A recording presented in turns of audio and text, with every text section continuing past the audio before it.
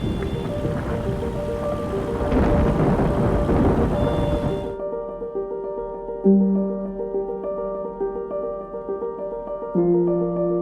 new age for Flight Simulator 2020 is about to begin this month, as the development team are to shake things up with the release of Closed Beta. It's a key moment in the title's development, and one which likely has more than a few people eagerly awaiting to see what it means for the sim, along with of course their chances to get into testing. Microsoft have confirmed that the beta phase is still on track to begin within the next few weeks. Meanwhile, Microsoft, within the next few days, will be releasing the final phases of Alpha with Alpha version 5, which will bring this stage of the testing to an end.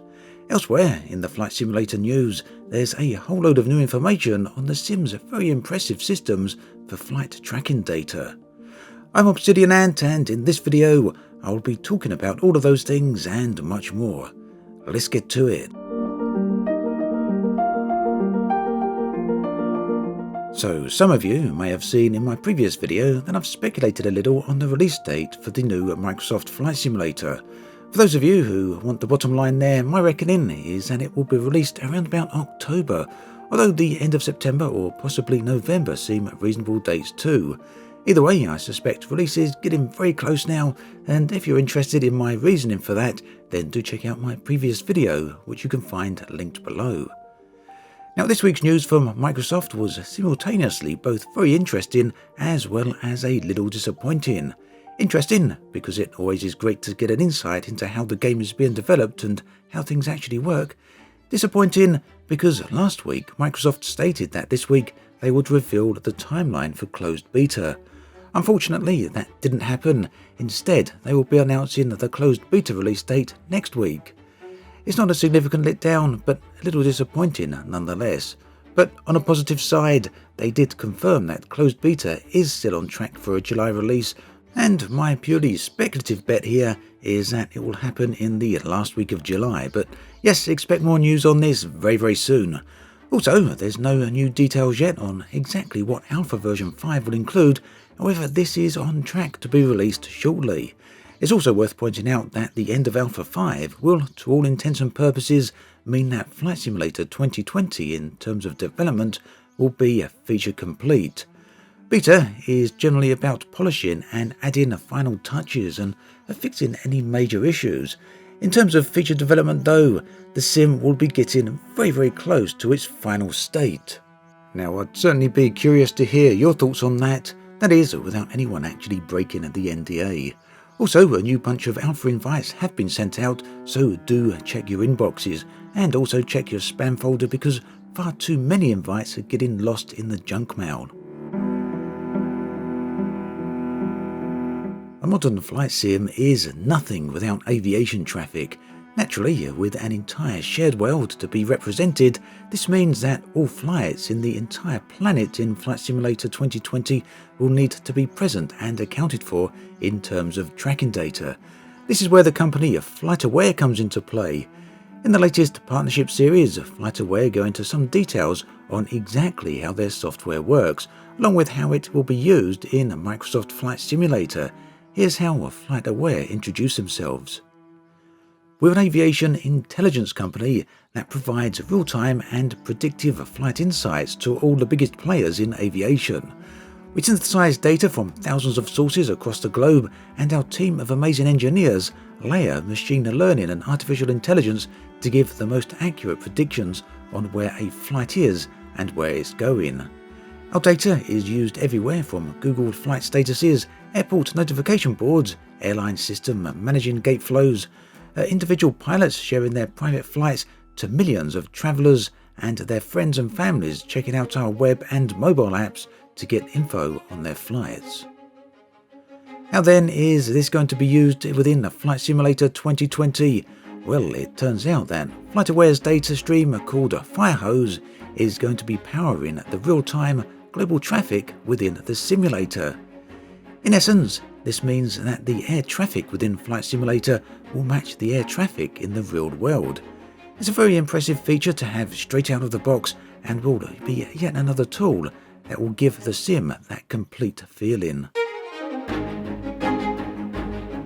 tech behind this, of course, is pretty impressive. With over 10,000 aircraft positions being reported every second, the system relies on machine learning and a special rule engine to achieve this. The final data output brings all of this data into a single place, a single source of truth. Now, you may be curious how Flightaware actually achieves all of this. After all, it's a significant amount of data to gather. It turns out that they use 28,000 data receivers around the world. These are built on the Raspberry Pi with Flightware's custom software installed. In fact, the receivers are run by volunteers around the world who help capture the air traffic data that is visible to them. The data is then sent back to Flightaware and aggregated. Now, these aren't the only data sources, of course, with Flightaware also using commercial schedules, air navigation services, satellite data, and much more. The end result provides for a wide-reaching set of tracking data that will almost certainly significantly add to the quality of the sim. On another extremely interesting note on this topic, the update is finished off with a quote from the head of Microsoft Flight Simulator. One sentence in particular stands out. Here we go.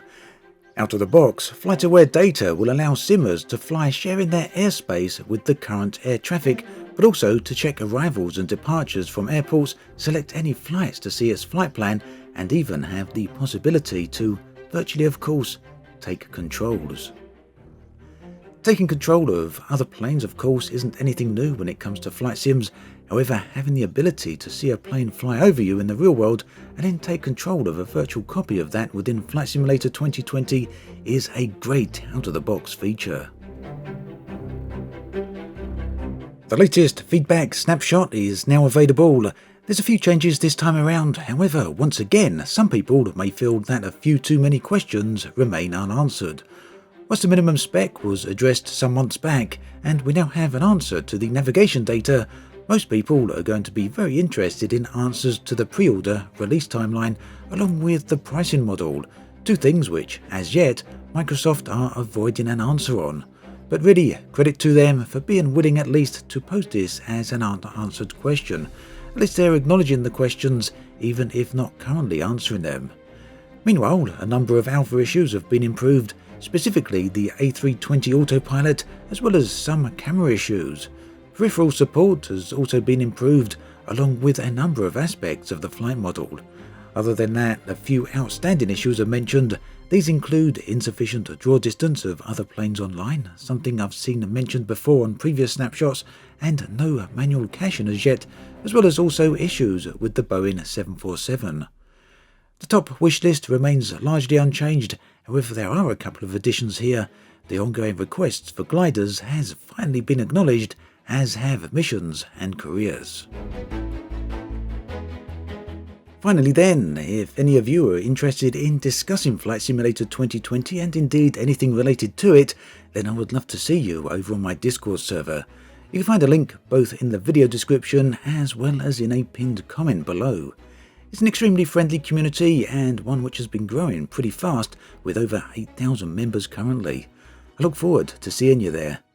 As always, thanks for watching, and I'll catch you guys and girls next time.